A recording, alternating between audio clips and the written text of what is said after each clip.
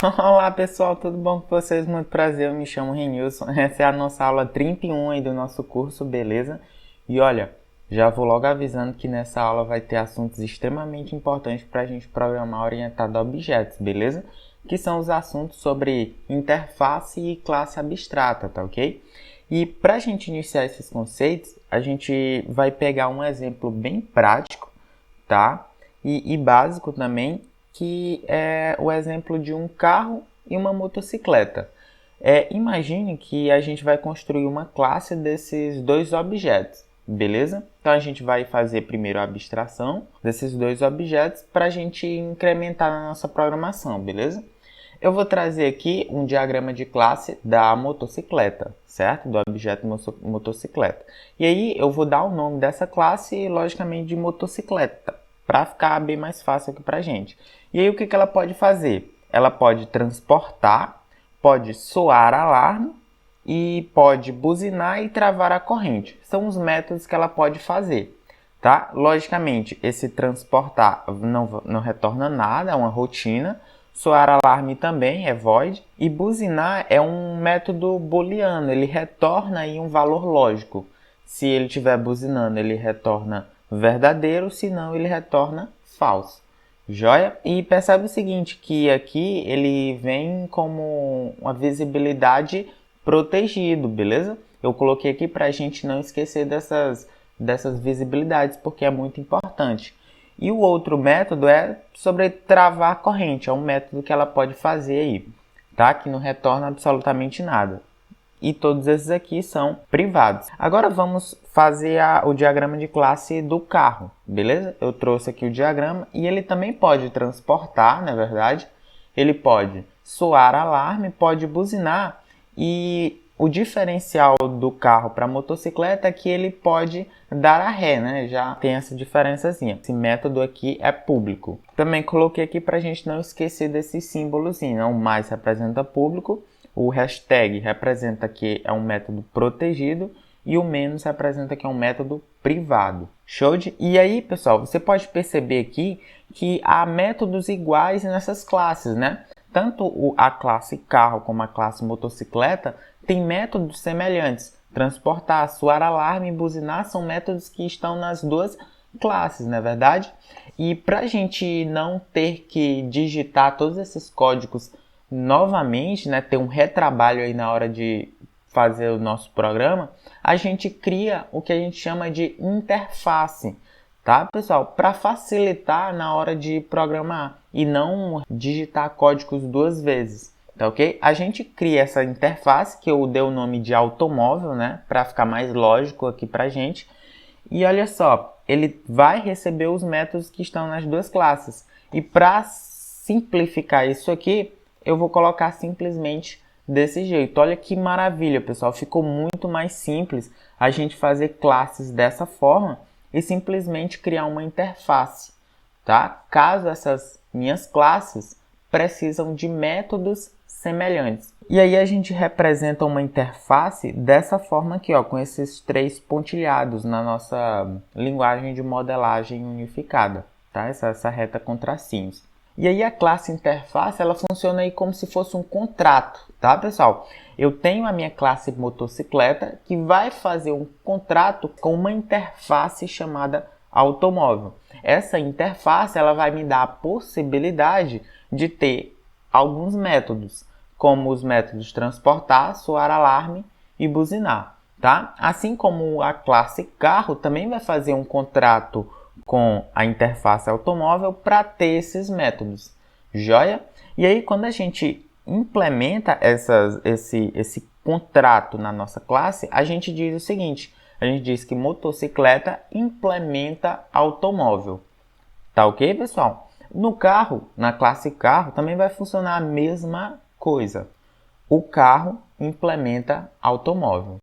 Entendido? Um outro exemplo que eu vou trazer para vocês é o seguinte. Vamos reformular novamente o nosso diagrama de classes dessa classe motocicleta e dessa classe carro e inserir alguns atributos nela, que são os atributos marca, ligado e combustível, aqui na nossa motocicleta. Tu tem a marca da tua motocicleta, que é uma string, né? recebe um dado do tipo string.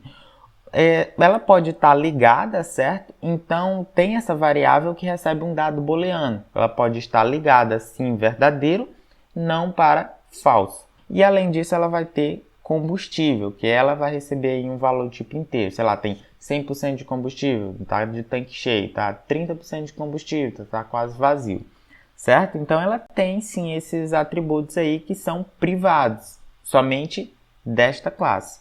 Joia? E além disso, ela tem esses outros métodos. Os métodos travar corrente, como já tinha, né?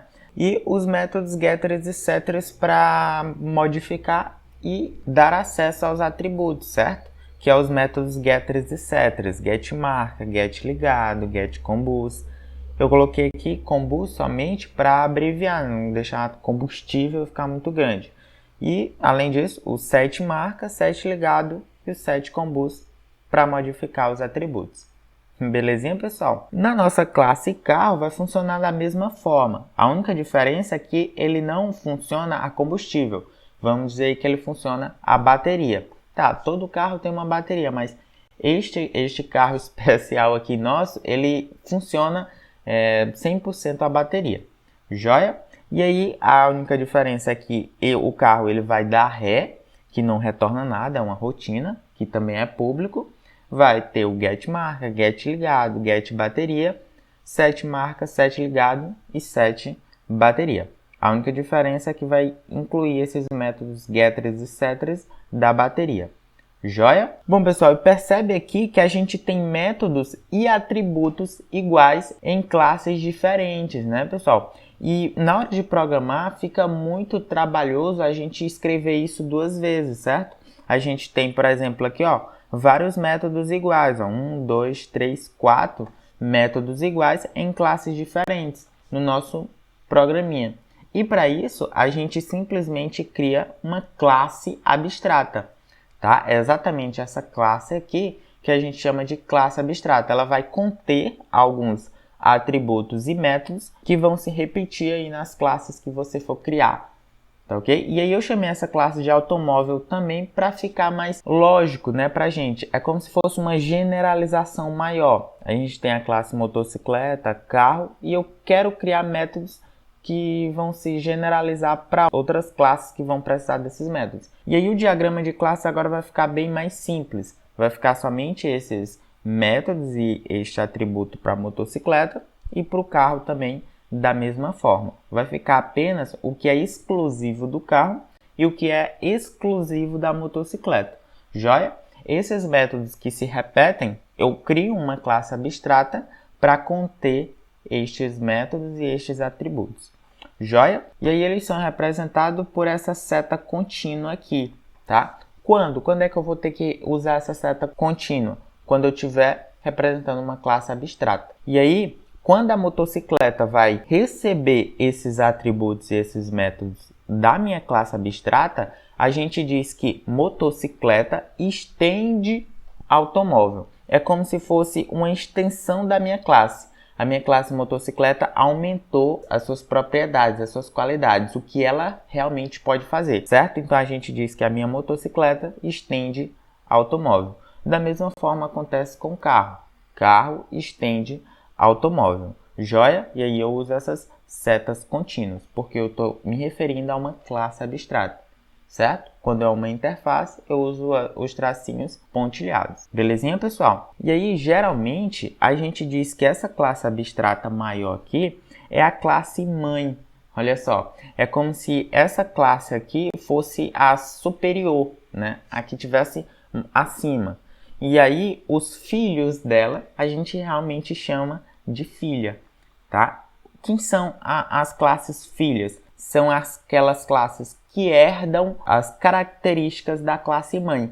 Como assim as características? Os atributos e os métodos da classe mãe. Olha que maravilha, pessoal. A gente vai ter uma classe, né, que vai conter atributos e métodos, onde outras classes que irão vir vão receber as características dessa classe mãe. E aí é exatamente por isso que a gente entra no conceito de herança. Olha que maravilha, pessoal. É exatamente esse conceito onde a gente viu lá naquelas engrenagens da programação orientada a objetos, certo?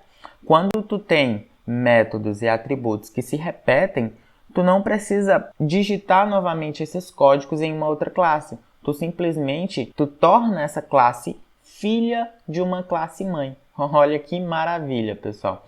E quando tu só tem métodos, né, tu cria uma interface. Então, pessoal, a gente vai ficar por aqui. Exatamente isso que eu queria que a gente aprendesse nessa aula. Uma aula simples, muito fácil, muito simples, que a gente aprendeu conceitos extremamente importantes e que a gente vai aplicar, tá, no exercício da próxima aula. Belezinha, pessoal? Então, tchau, tchau.